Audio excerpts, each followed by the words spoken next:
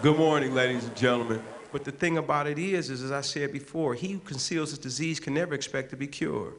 We have to be able to address some of the things that we know are going on and have some solutions to increase our perception so that therefore it will impact our thinking and also impact our actions. In this meeting, and there will be a breakout session for about 25 to 30 minutes so you guys have a chance to talk to Dr. Goggins and to address some of the questions you may have as a result of our presentation today. So who is Dr. Lathardus Goggins? Dr. Lathardus Goggins II has been an advocate for youth and education for more than 20 years and is the author of Bringing the Light into a New Day, 365 Black, Nuggets of Wisdom for Each Day of the Year, and African-Centered Rites of Passage in Education. Dr. Goggins' formal studies include geography, higher education, administration, learning theory, philosophy, and foundations of education, African American studies, African-centered rites of passages, HIV and AIDS prevention instruction, and cultural diversity. Professionally, Dr. Goggins has worked with at-risk youth as prevention specialist and has worked more than 20 years in higher education. Dr. Goggins has been responsible for admissions, academic advising, community outreach, directing an upward bound program, student activities, programming, campus climate assessment, and setting campus policy on diversity and civility. As a professor, Dr. Goggins has taught leadership, cultural diversity, multicultural competency, and African American male development courses, along with being the publisher at St. Rest Publications.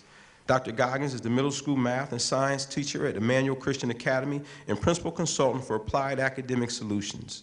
As a scholar, he is examining relationships between socialization, learning theories, and academic achievement. You sound like Bandura, particularly using the rites of passage model as a framework for educators to better understand where students are in their development and what services and activities would be appropriate to promote achievement.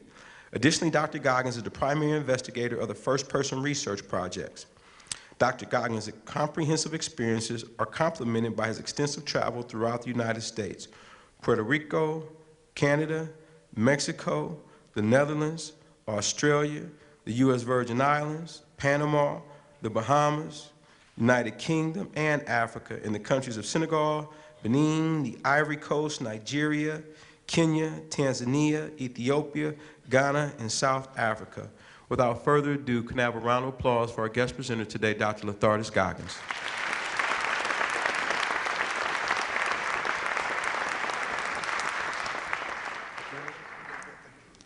Thank you. First, I want to thank Mr. Womack Sandy for giving me this opportunity to share with you.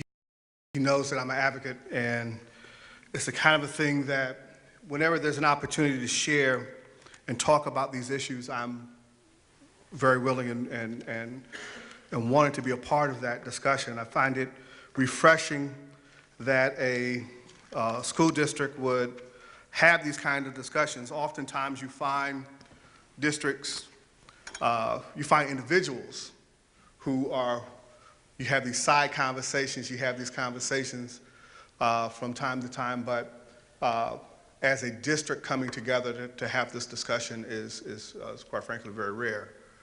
But I think speaks to your leadership and hopefully speaks to your concerns. So,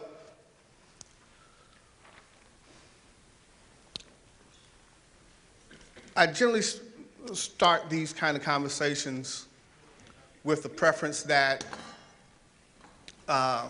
what this will not be is me telling you some incantation, giving you some kind of magic spell, giving you some kind of formula that if you only do this, then everything will be fine. Black males, the issues with black males and any concerns will go away. What we will do, hopefully, is spark a conversation that will encourage you to think about your perspectives. And through that lens of looking at black males, you examine yourself and examine things that are important to you, and you'll find strategies and ways that you can commit that will be useful and helpful. That is my goal. That's what I hope that we will do. So clearly, by your district standards, you are part of the community. By your district standards, a part of what you are to do is to pour into the lives of these young people. According to your district standards, you must be prepared to, you're committing to these children to prepare them for what comes next. And so there ought not be any secret about who you are, what your intentions are. And the question becomes, how well when you wrote down your definition of education, when you thought about what influenced you and motivates you, does it align with what the mission of the district is? That's important. So, now when I was challenged with the task of trying to provide some insight or at least provide some ways to think about African American male image, and we're all familiar with all the various statistics. I'm not going to recant all the different gaps and stuff and those kinds of things. But I did want to find, working with a graduate student some time ago, we were able to find what is the most simplest way to express what works. What do we know that works? And I think Asa Hilliard said it best. There's no mystery about how to teach them. The first thing you do is treat them like human beings, and then the second thing you do is love them. Just that simple.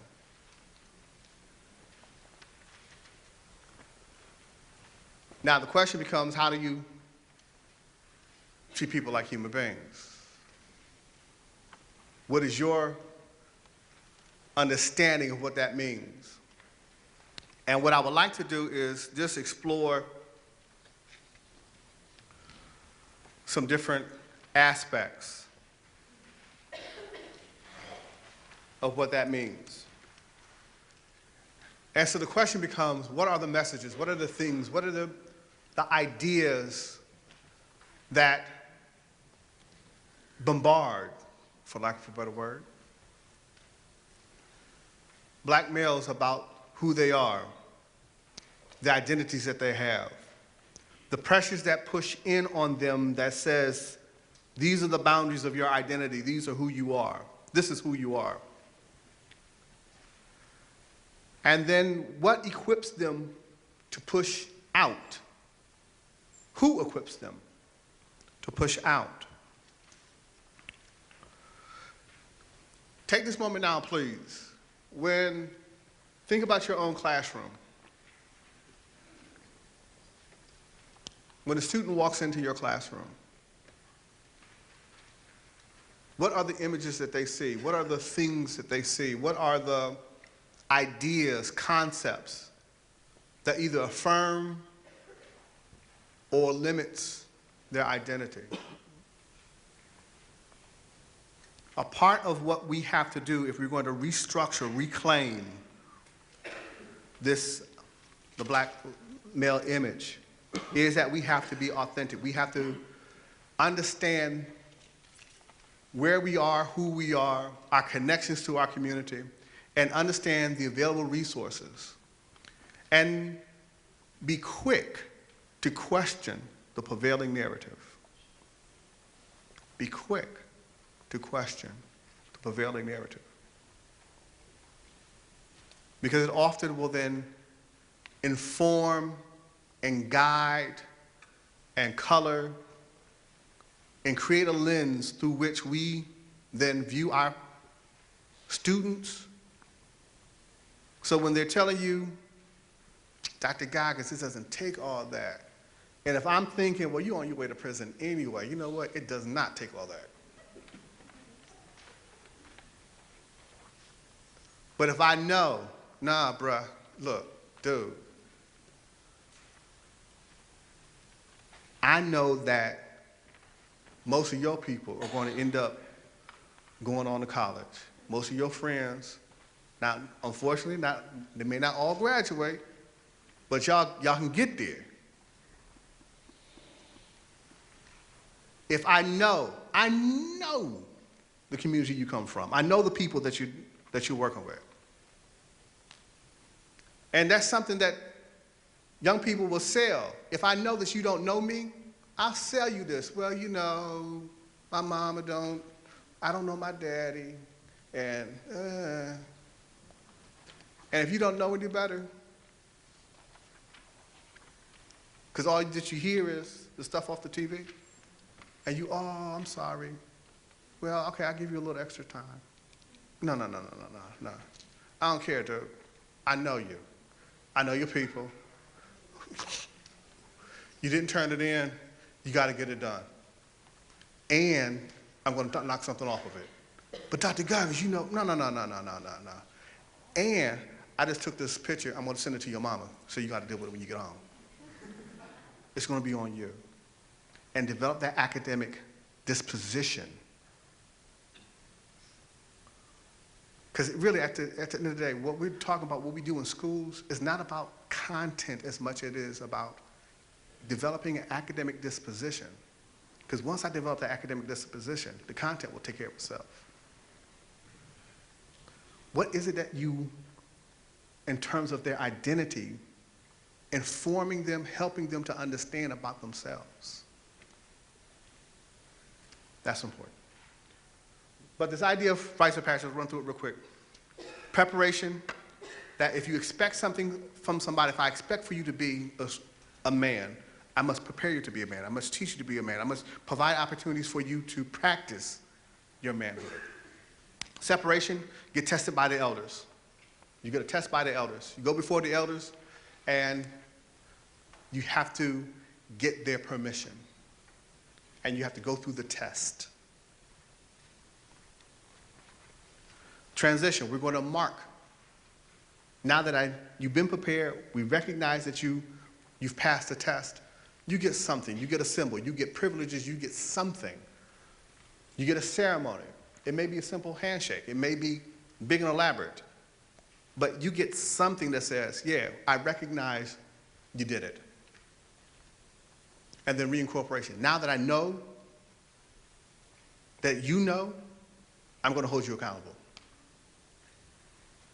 Now that we recognize you as being a member, someone who can stand here, somebody who has accomplished this, I'm going to hold you accountable. It may be help the student next to you. It may be just simply you get privileges. You get to go on the field trip. You get to go. But how do you, in what ways do you celebrate excellence and effort in your classroom so that you become a member of something as simple as, I got a handshake from Dr. Goggins today. But how do you celebrate or recognize membership based upon excellence and effort? Must be willing to be vulnerable. Share yourself with them. What motivates you? What is that thing that we talked about earlier? Share that. They see that passion. They see that love of learning. It's not about just learning facts and figures. It's about life. Let them see that in you. Let them see that passion. Why is it that you get up and come to this classroom and get underpaid? But yet you do it. Why? Let them see that. Okay? So, some additional resources, go to my website,